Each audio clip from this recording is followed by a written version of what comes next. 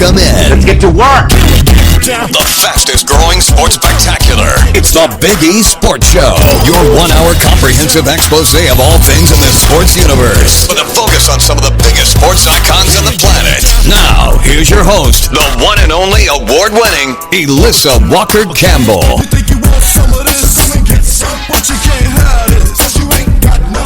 You think you want some of this? Come and get some, but you can't have this. Cause you ain't got none. Elissa Walker Campbell, welcome back to the Big E Sports Show, where each and every week we deliver the biggest and the best in sports. Join us on social media at E Radio Sports.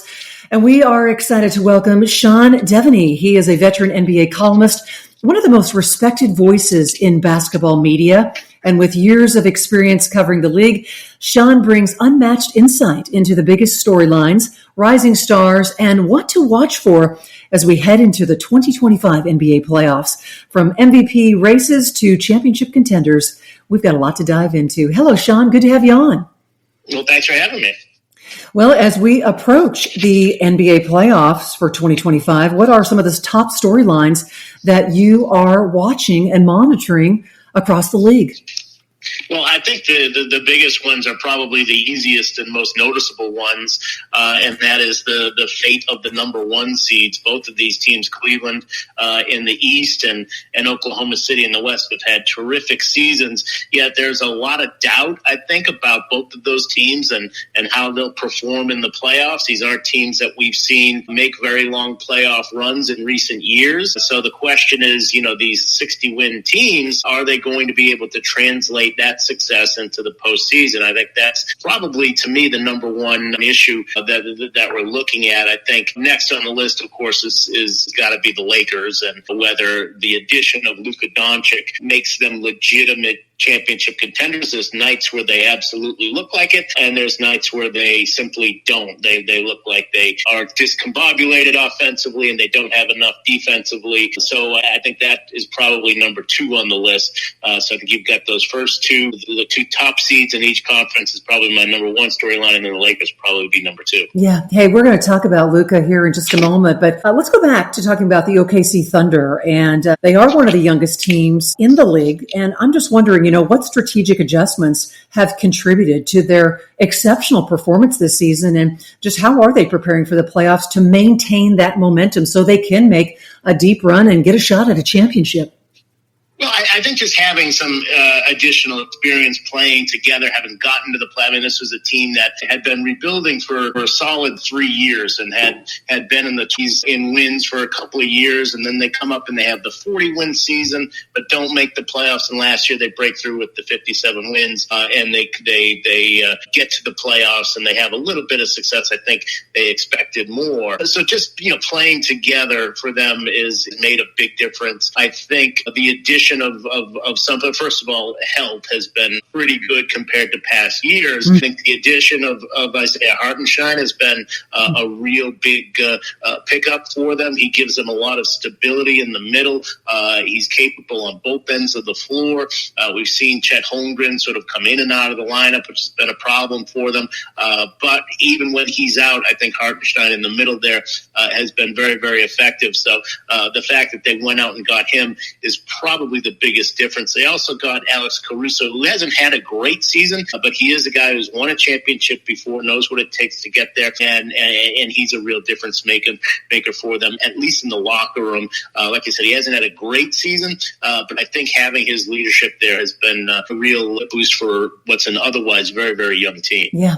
Hey, we zero in on the Thunder. You had mentioned earlier, talking about the Cavaliers. Let's hear about their roster development, the team chemistry that's influenced their top seed status, and what challenges do you anticipate in the postseason? What say you, Sean? Well, yeah, Cleveland, that's another example of a team that I think has really come together. I mean, they didn't make a lot of changes in terms of personnel. They did change coaches. Kenny Atkinson comes over after having spent a couple of years next to Steve Kerr on the bench with the Warriors. I think that was helpful for him, having the experience of winning a championship as an assistant coach. That's certainly been helpful. I think the big difference has been the maturity of Donovan Mitchell. He big contract in the offseason. postseason. And he comes into this year, and he really, he's just very much in control of that team. He scores when he needs to. He distributes when he needs to. Everything sort of runs through him, and he has really shown himself to have grown as a leader. Donovan Mitchell came into the league at a very young age, so you tend to think of him as sort of an older guy, but he's only 28. So he's really just in the heart of his prime right now, and I think he's really been he's been a huge difference maker. It's a deeper team than they've had before. They made a trade for DeAndre Hunter, which has been a big addition for them. Ty Jerome has been a huge addition off the bench, but I think that it comes down to the maturity level that we've seen from Donovan Mitchell this year. Hey, we are getting you ready for the NBA playoffs. Let's talk about some Luka and his emotional, high-impact return to Dallas. Focus in on his performance, and just what did you see? What did you learn? Yeah, that was a big game on a number of levels. Obviously, it's a big game for what it meant individually for Luka Doncic to go back to Dallas, a place that he didn't really want to leave. I think he's happy, or he's finding his way toward happiness in Los Angeles, but he never was planning on leaving Dallas. He didn't want to leave Dallas. Exactly. So he's still dealing with the shock of all of that. So I think for him, go in there and to have the kind of efficiency that he played with, 16 for 28 from the field for 45 points. That was obviously huge, just individually for him. But that's also a game that the Lakers very much needed.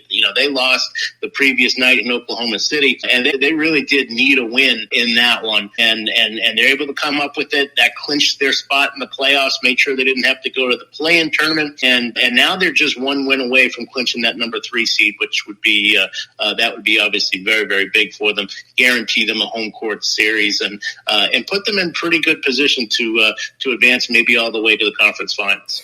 Well, Luka delivers with that stellar, as you mentioned, the 45-point performance, shooting 70% from three-point range. Let's talk about just some of the factors that contributed to just his offensive efficiency during the game. Yeah, obviously when he's shooting like that, he's not a great three-point shooter. He's a little bit like LeBron in that facet where he does have these nights where he can really, really be effective. But he's about 37%. 36% from the three-point line, which is about the league average. But when he's hot, he becomes so difficult to guard because he can break down anybody who is defending him out on the perimeter. And then if you try to give him a little bit of space to take away his driving lanes, then if he's going out there and he's making 7 out of 10 3-pointers, you have to say, well, what else can I do here? You can't play too close to him or else he'll blow by you. You can't sag off him or else he's going to make 3-pointers. So when he's shooting like that, he's really, really tough to guard, as we saw against Dallas. And if between him and LeBron, if the Lakers get one of those guys shooting well from the 3-point line in each game of the playoffs, they're going to be really tough to beat. That's if you're going to beat them, you need both of those guys to be off on their perimeter shots. That's really going to be the key in the postseason for them. Well, Sean, I have to admit, I'm a huge Dallas Mavericks fan and has had a lot of time to kind of reflect on that midseason trade to the Lakers when we talk about Luka. And I just have to wonder, how has this transition impacted his approach to the game? And also, it's certainly impacted his personal growth because it was a bit devastating, right? But I'm just wondering, how he has been able to cross over and get his game back where it needs to be. Yeah, when you talk to people around him, I think he's still in sort of the numbness phase. I don't think he's quite adjusted to the fact that this has happened yet. And I think it's probably going to take an off season before that finally happens. So I think it's not going to be until this summer that it really sinks in.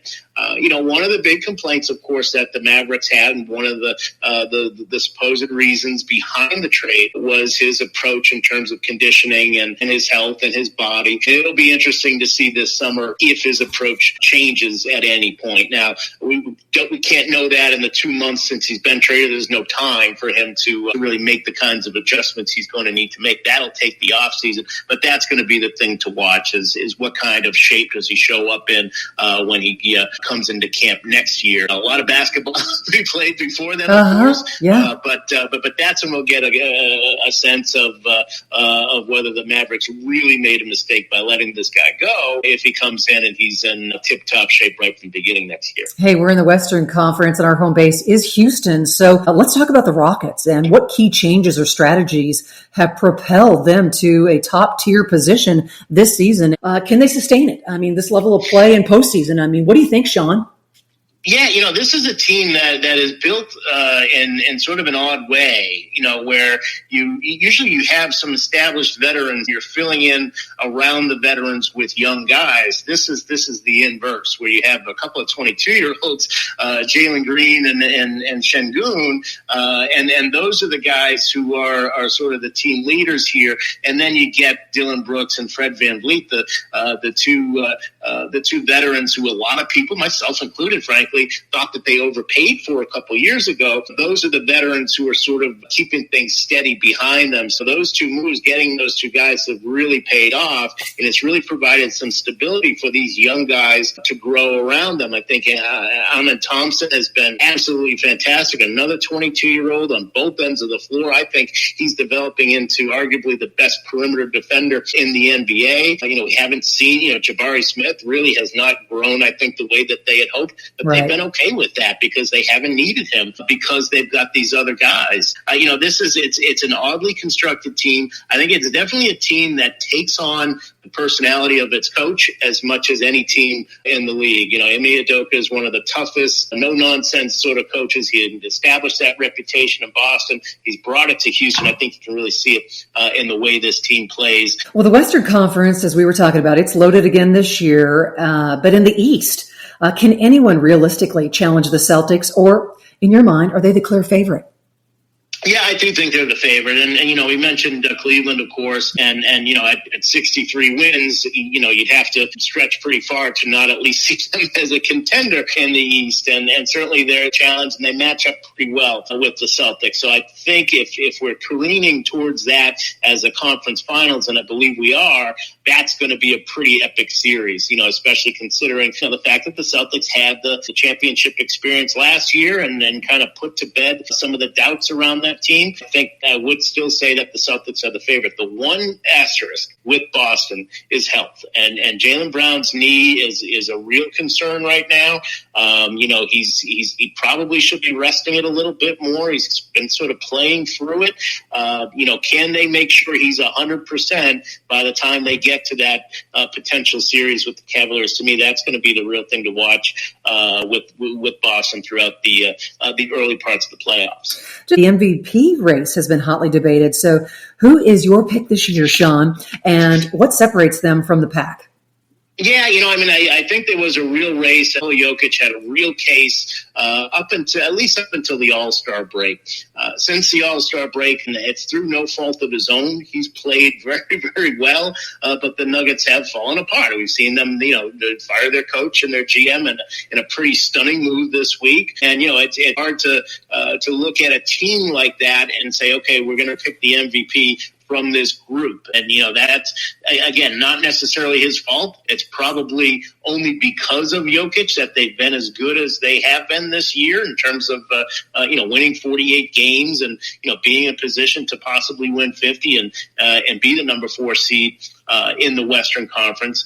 You've got to give Jokic credit for that. But because of what's happened with the Nuggets, it's really hurt his case. So I think the main argument had been between him and Shai Gilgeous-Alexander's having a fantastic season, of course, for the Thunder, and the fact that the Thunder have 66 wins and that Shai has been so important really on both ends. He's a star player, the rare star player who is almost as good defensively as he is offensively. You've got to factor that in as well. So I think in the end, this will be Shai. And I think what would have been a close vote even a month ago, I think it's not going to be very close at this point. Hey, we are up against the clock. I got to ask you while we've got you on the program, coaching always plays a key role when we talk about the playoffs. And so who are a few coaches that you think could make a real difference in the postseason? When you look at the ones who have had some experience, I think Ime Udoka, I mentioned him, the way that his personality rubs off on the Rockets, I think he's going to be a real factor. I think a team that a lot of people aren't really paying attention to are the Clippers. And again, that's a team that is very much takes on the personality of its coach, Ty Lue, who, of course, has won a championship as well. So he's another guy to look out for in the West there. Good stuff, Sean. Appreciate you carving out some time and joining us, and we look forward to the 2025 NBA playoffs. Take care. Thanks for having me.